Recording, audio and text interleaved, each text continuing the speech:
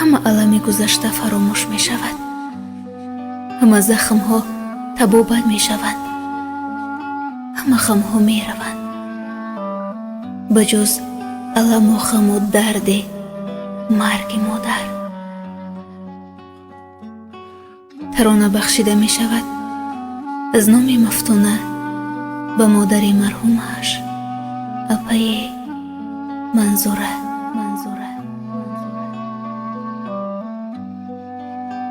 дарди бемодарӣ. ин эҳсосро танҳо касоне дарк мекунанд ки ин рӯзро дидаанд.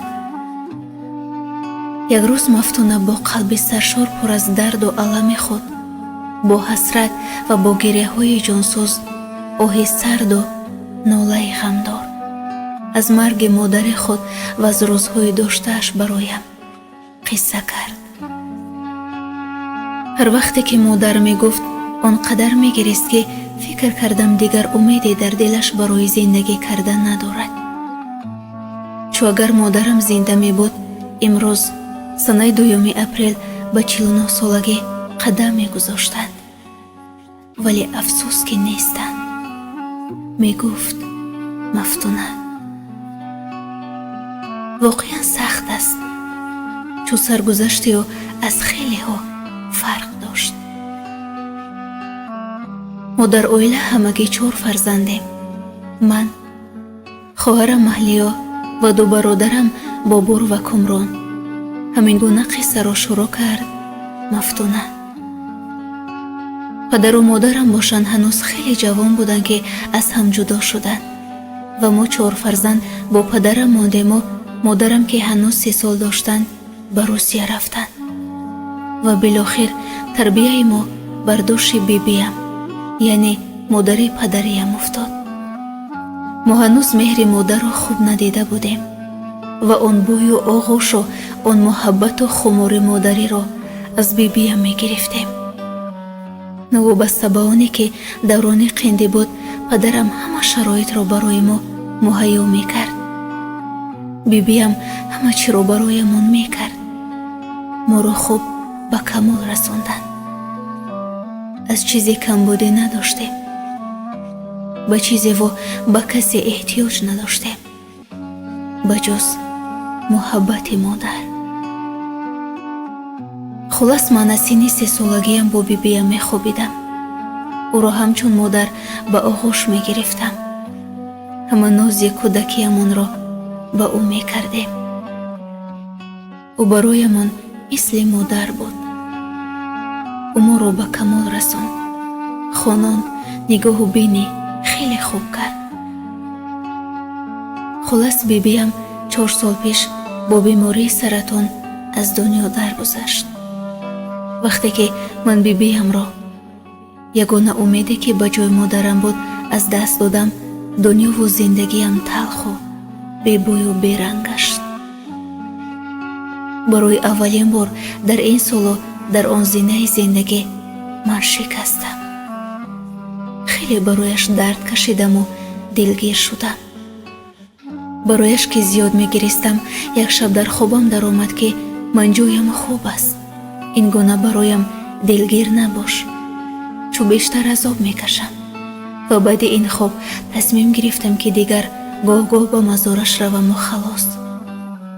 охир бибиям барои ҳамаи мо мисли модар буд. мо бӯи модарро танҳо аз ӯ мегирифтем. аммо чӣ илоҷ ки пеши тақдир оҷизем. бо вуҷуди ин бозам ба пой истодам, чун ман фарзанди калони хонадон будам ва дар тамоми мушкилиҳо бояд худро идора мекардаму мустаҳкам мегирифтам. бо ҳамин аз байн солҳо гузашт.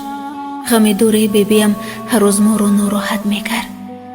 билохир тасмим гирифтем ки додарам Бобурро оиладор кунем ва ба ҳамин хотир модарам аз Русия омаданду падарам хонаи алоҳида гирифтанд.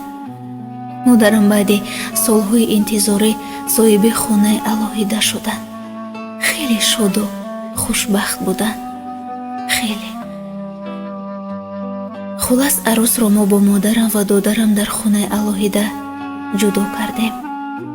шодии модарам ҳадду канор надошт. вақте он рӯзҳоро ба хотир меорам, ҷигарам месӯзад, ки модари ман нав қоматаш рост шуда буд. хушбахтиро акнун эҳсос карда буд. вале афсӯс,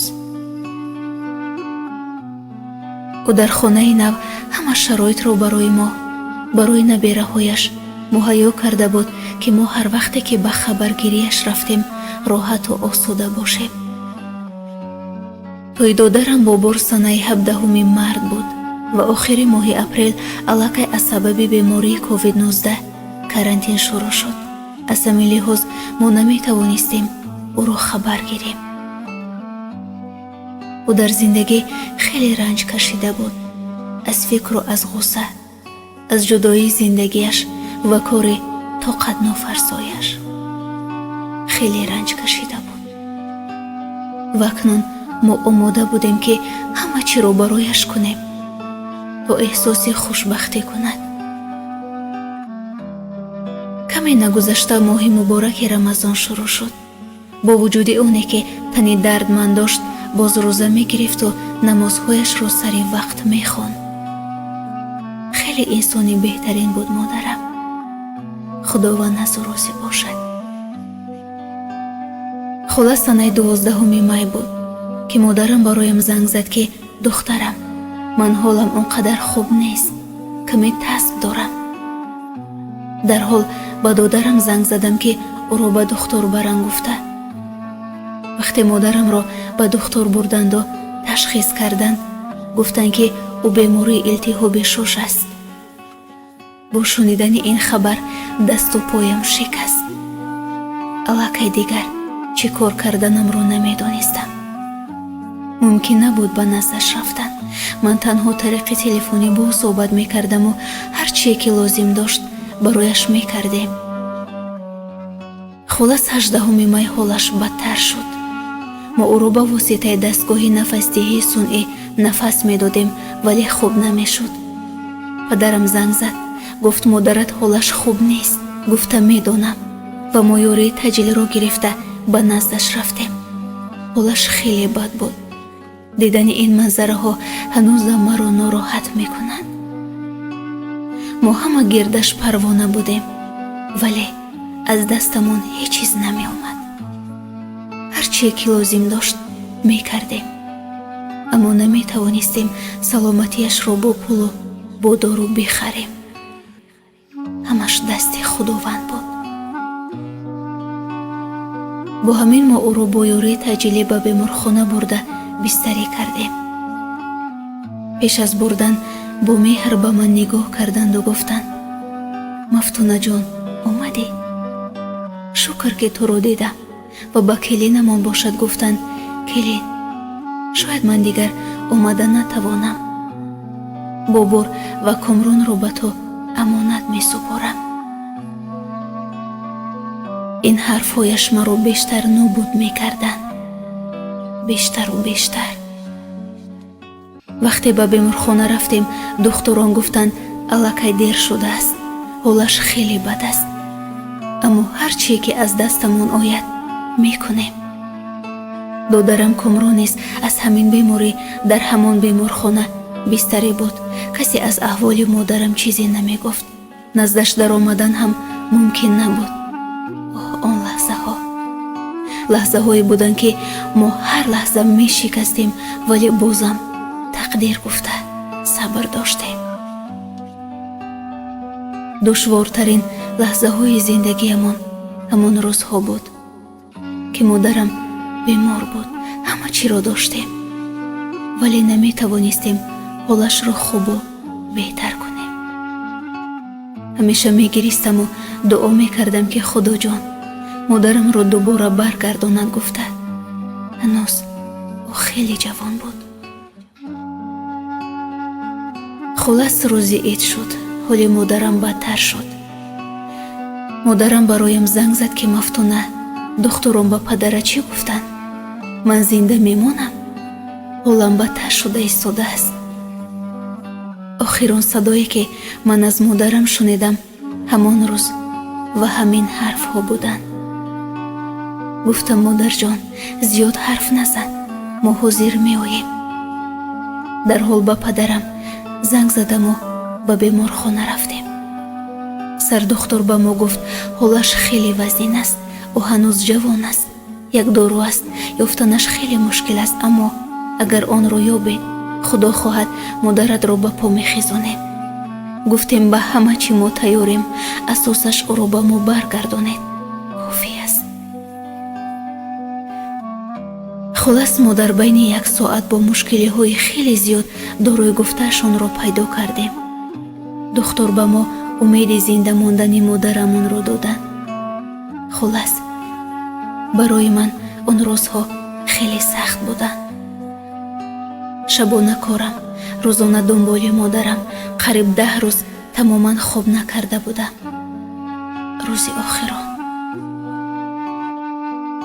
рӯзи охиронаш шабона хобам бурд. соат тақрибан 3 шаб буд ки хоби хеле даҳшатноке дидам.